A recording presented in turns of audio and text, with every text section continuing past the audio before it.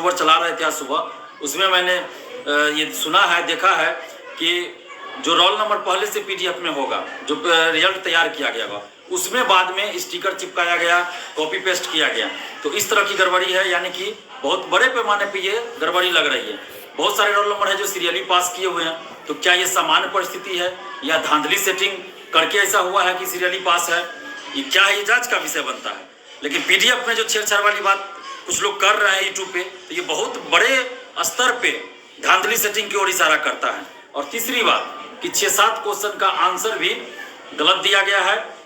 मैंने आज सुबह ही फाइनल आंसर की से मिलाया तो मुझे 6 से 7 क्वेश्चन का आंसर भी गलत लग रहा है। और चौथी बात कि बहुत सारे स्टूडेंट्स मेरे पास फोन किए हैं, बता रहे हैं कि फाइनल आंसर की से जितना उनका मार्क्स आ रहा है उससे कम करके 3 नंबर, 4 नंबर, 5 नंबर कम करके उनका मार्क्स बीपीएससी के वेबसाइट पे दिखाया जा रहा है।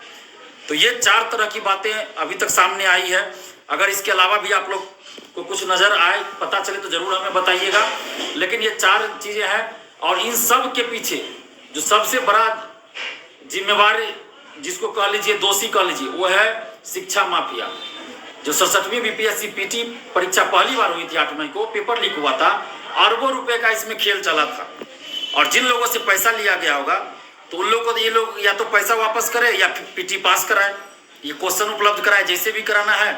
तो कहीं ना कहीं ऐसा लग रहा है कि उन लोगों को अंदर करवाने की ये सब जो साजिश रची गई, इसके चलते इस तरह का बात हुआ है, इतना कदम ज्यादा गया है और पीडीएफ में छेड़छाड़ किया गया है।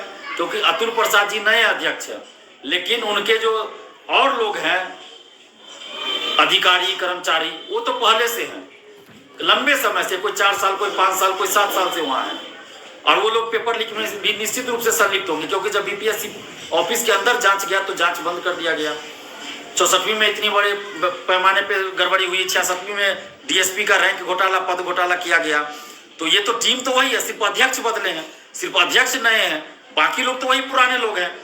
और जिन लोगों को हम लोग हटाने की बात करें, जैसे परीक्षा नियंत्रक अमरिंदर कुमार, जिनको सचिव भी बना दिया, उनको हटाने की मांग हम बहुत पहले से करते आ रहे हैं।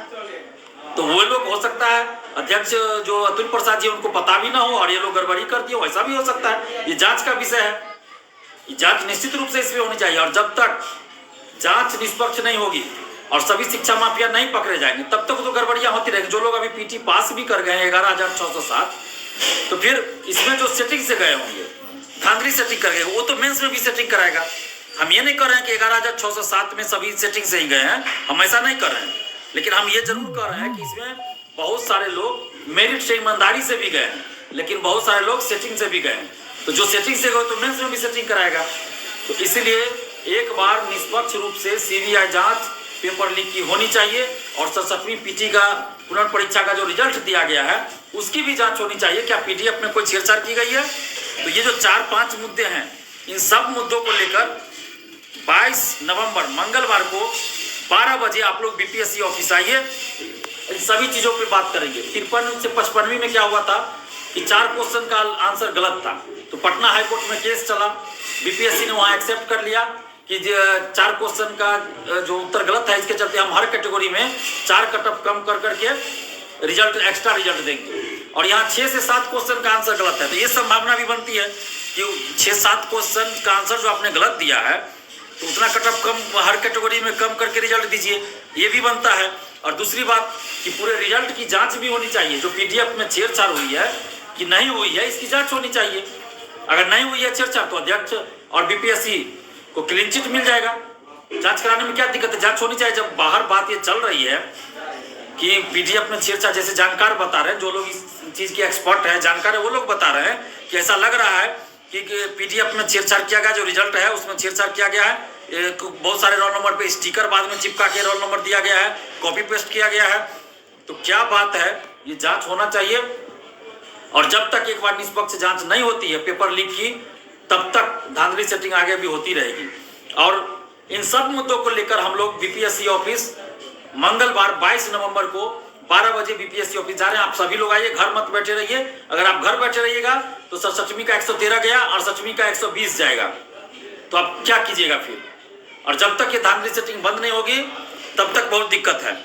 और जब ये रिजल्ट प्रकाशित हुआ था उससे पहले ही 113 कटअप व्हाट्सएप, टेलीग्राम, ग्रुप, फेसबुक इस सब पे वायरल हो गया था। उसके बाद से ही मेरे पास बहुत सारे स्टूडेंट्स का फोन कॉल्स आने लगा है, अभी भी आ रहा है, व्हाट्सएप पे मैसेज आ रहा है। तो मैं सभी का फोन कॉल रिसीव नहीं कर पा रहा हूँ, ना ही व्हाट्सएप पे सबका रिप्लाई कर पा रहा हूँ, लेकिन जितना संभव हो पाता है फोन कॉल भी रिसीव करता हूँ, व्हाट्सएप पे रिप्लाई भी कर रहा हूँ। जिनका कॉल छूट जाता है उनको बाद में कॉल बैक भी करता हूँ, लेकिन इसके बावजूद भी बहुत सारे लोगों का फोन कॉल मैं रिसीव नहीं कर पा रहा हूँ या कॉल बैक नहीं कर पा रहा हूँ, क्योंकि आप समझ सकते हैं कि 24 घंटा ही होता है और इसी में सब कुछ करना है। और मैं खुद फोन रिसीव करता हूँ, खुद व्हाट्सएप पे भी रिप्लाई करता हूँ। ऐसा नहीं है कि मैं किसी स्टाफ को रखा हूँ या किसी सहयोगी को रखा हूँ जो ये सब काम करते हो मेरे बदले, मुझे ही सारा काम करना रहता है। और अभी जैसे ये वीडियो बना रहे हैं, इसी समय बहुत सारा कॉल आ रहा है, तो आप समझ सकते हैं किसी से अगर बात कर रहे हैं 1 मिनट भी तो उसी दरमियान 10-15 कॉल आ जाता है। तो आप सोच सकते हैं कि अकेला कितना मैं कर पाऊंगा। जितना हो पा रहा है मैं कर पा रहा हूँ। जिन लोगों का फोन रिसीव नहीं कर पाया हूँ मैं कोशिश अभी भी कर रहा हूँ और आगे भी करूँगा, बारी बारी से कॉल बैक करूँ। लेकिन एक मोटा मोटी जो आप लोग की समस्या है वो यही है कि रिजल्ट में जो गड़बड़ी हुई है उसकी जांच हो, पीडीएफ में जो गड़बड़ी लग रही है उसकी जांच हो, और 6-7 क्वेश्चन जो गलत आंसर जिसका दिया गया है उतना हर कैटेगरी में कट ऑफ करके रिजल्ट भी दिया जाए, और बाकी जो भी गड़बड़ियां हैं उसकी जांच हो, और पेपर लीक की सीबीआई जांच हो, तभी ये साफ सुथरा आगे एग्जाम होगा। तो ये मोटा मोटी मुद्दा है। इसके अलावा भी कुछ अगर आप लोग का हो डिमांड तो हमें जरूर बताइएगा। और 22 नवंबर को 12 बजे, 22 नवंबर मंगलवार को 12 बजे आप लोग बीपीएससी ऑफिस आइए। और अभी मैं घर आ चुका हूँ, कल ही घर आया हूँ। फैमिली में एक शादी है जिसमें मेरा जाना अनिवार्य ही था। आप समझ रहे हैं कि जब फैमिली में शादी है तो जाना ही पड़ता है, तो इसलिए मैं कल ही पटना से घर आ गया हूँ। तो और नहीं तो मैं सोमवार को ये प्लान करता, तो सोमवार को मैं पटना नहीं जा पाऊंगा, इसलिए मंगलवार को मैंने रखा है। और मेरे कान का, बायां कान का भी इलाज चल रहा है। आप सबको पता होगा फोन रिसीव करने से मना किया गया है, फिर भी मैं स्पीकर पे रख के बात करता हूं। तो आप लोग भी कोशिश कीजिएगा कि कम से कम शब्दों में जो आपका मुद्दा हो, जो आपकी समस्या हो, वो बता के आप बात खत्म कीजिएगा। ज़्यादा लंबा बात नहीं कीजिएगा। और कोशिश कीजिए कि व्हाट्सएप पे ही आप मैसेज कीजिए, व्हाट्सएप पे ही हम रिप्लाई करने का कोशिश करेंगे।